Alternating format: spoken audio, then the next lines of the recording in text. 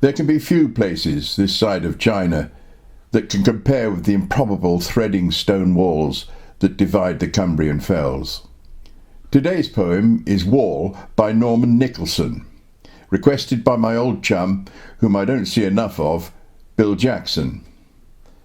Bill and I met when we were living in the remote market town of Alston, high in the Pennines. We both taught at the tiny comprehensive school in the town. Alston had been an important centre for lead mining in the past, and when we were there, still had two foundries which fed on the locally mined anthracite coal. Though its topography was not quite as dramatic as the nearby Lake District, its spare moors and fell sides, with pepperings of tough hill sheep, could be as snow-swept and treacherous as anywhere else. It was here that I first heard the term hefted, to refer to sheep which are educated to stay within the shepherd's land. Once a generation is conditioned to this discipline, the sheep train the next generation, and the flock is hefted. The point of this miraculous exercise is that it lessens reliance on walls to hem them in. This poem beautifully describes the anatomy of these walls, being essentially two outer walls of skillfully stacked stones which lean towards each other, giving the wall a cross-section that tapers towards the top, which is capped with close ranks of flat stones on end, standing to attention. The space between these walls is filled with smaller, more randomly shaped stones, with occasional long through stones to tie the whole together.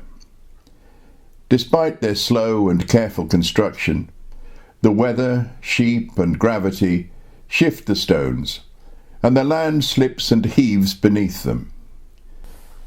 Nicholson sees this shifting movement as fitting his impression of these walls walking across the landscape.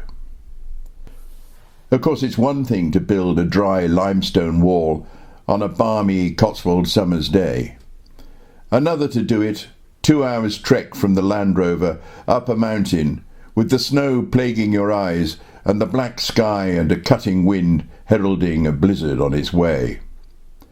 There's blood on the stone from cuts that you don't feel till your hands thaw by the fire after dark. Wall.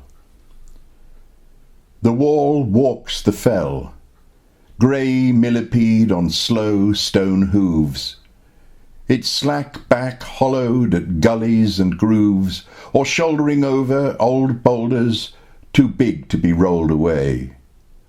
Fallen fragments of the high crags crawl in the walk of the wall. A dry stone wall is a wall and a wall leaning together, Cumberland and Westmoreland champion wrestlers, greening and weathering, flank by flank, with filling of rubble between the two. A double rank stone dyke, flags and through stones jutting out sideways like the steps of a stile. A wall walks slowly, at each give of the ground, each creak of the rock's ribs.